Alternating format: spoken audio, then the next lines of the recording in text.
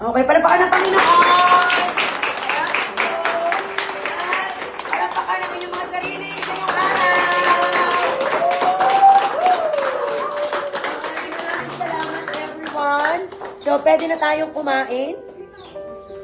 Pero bago yan, within my heart, maraming salamat. Thank you sa lagi ng paggampan ng inyong mga responsibilidad.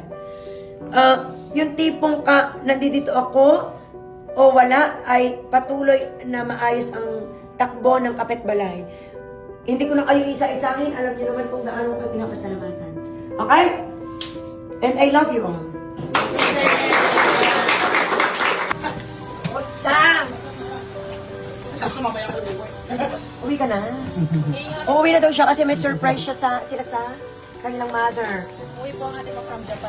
Totoo, hindi niya alam. Taray! O siya, bago kayo mag-uwian. Angarin muna. Mangain muna kayo. Ali, simple pasalubong from SNR.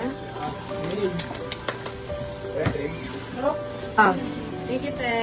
Okay. Palagal ng pagod. Saan ang Kati Pao? Pwede po rin pagodin muna. Sige, pakipagod muna yan. Hindi ka naman pala pagod eh. Thank you po. Pagpalanggalan ng pagod. Mga anak ng pogi. Ay, nananakagin sa ni Judith. Nagpapapansin sa inyo, sir. Gusto nyo ata Napapansin mo sila, tigad niya. Masarap yan. Masarap ba? Thank you, sir. Totoo. Happy Mother's Day po. I love you. Wait lang. Love you pa. Excuse me. Naglilinis na sila kasi closing time na. Hi. Patanggal ng pagod. Okay. Super naglilinis na sila. Ito, Els. Ang ganda. Naglilinis na, nakagwantas pa. Thank you po. Thank you po. Yan.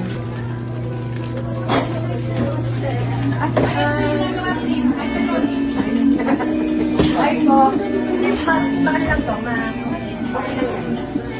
Okay lang yan. Okay. Hi po. Meron ba yun? Lahat? Parang hindi. Lahat ng mga waiters sa iba wala pa. Lahat meron na? Sino? Nasaan siya? Si Jacob, si Kim. Sino kami nila bibigyan? Naya si Jacob? Thank you, ma'am. Sino pa ang wala? Lahat meron. Oh, meron na kayo ha? Makain niyo na? Sir, ano po? Bigay po namin sa inyo.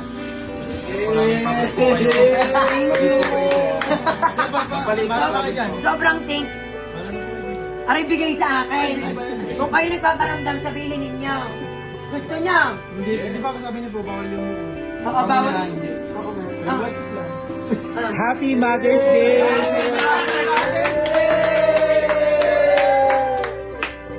Okay.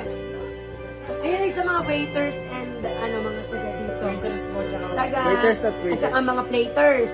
Ito, bigay mo sa mga mothers at saka barista. Okay, go! Kainin nyo na yan. Kain na kayo.